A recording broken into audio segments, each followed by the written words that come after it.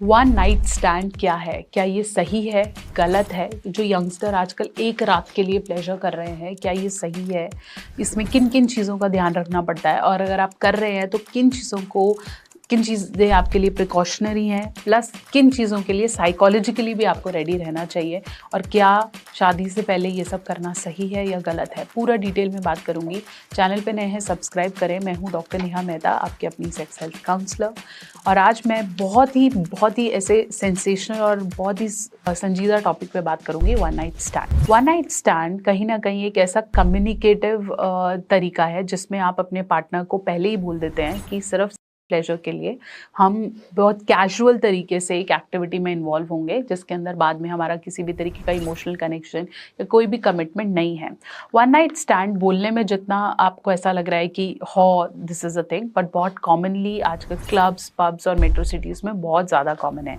लोग इसे करके अपना नाम बनाते हैं, बातें करते हैं, और कई लोगों के लिए फ़न या फिर कमिटमेंट में ना जाने के लिए या फिर गर्लफ्रेंड बॉयफ्रेंड के झंझट के लिए और सिर्फ अपने प्लेजर को पूरा करने के लिए ये कहीं ना कहीं एक सेफ तरीका है कि आप प्रोस्टिट्यूशन में भी नहीं जाना चाह रहे और आप कोई कमिटमेंट में भी नहीं जाना चाह रहे, तो लोग वन नाइट स्टैंड्स करते हैं।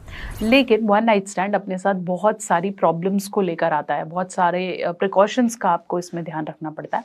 सबसे पहले बहुत ज़्यादा ज़रूरी है अपने कम्युनिकेशन को स्ट्रॉन्ग करें।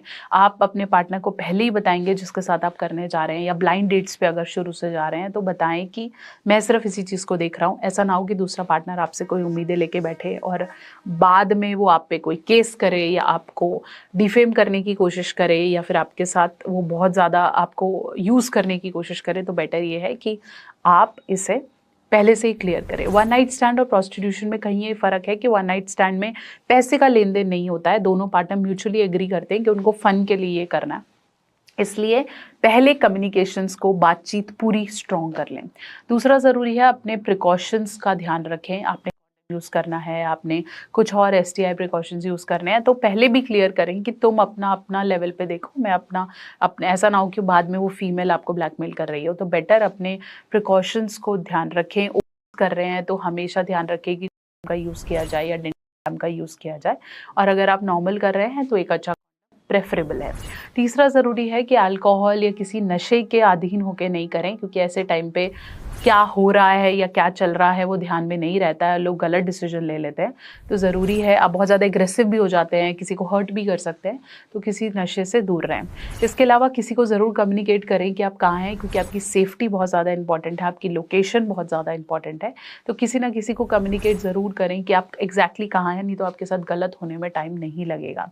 साथ साथ अगर आपको लगे कि वन नाइट स्टैंड के दौरान कुछ ऐसी चीज़ हो रही है जो आपके सेल्फ एस्टीम या रिस्पेक्ट को दिक्कत दे रही है, कुछ ऐसे शब्दों का इस्तेमाल किया जा रहा है और आप उसके साथ कंफर्टेबल नहीं हैं, एक्ट के दौरान कुछ ऐसी चीज़ें हो रही हैं जिसमें आपका कंसेंट नहीं लिया जा रहा है, जैसे आपको ओरल नहीं पसंद है लेकिन आपको ज़बरदस्ती की जा रही है, तो बहुत ज़रूरी है कि आप मना करें, क्योंकि यहाँ पर आप दोनों बराबर रोल प्ले करते हैं और कोई आपको कुछ दे के नहीं करा रहा है, आप खुद कर रहे हैं। तो मना करें, बाउंड्री बनाएं।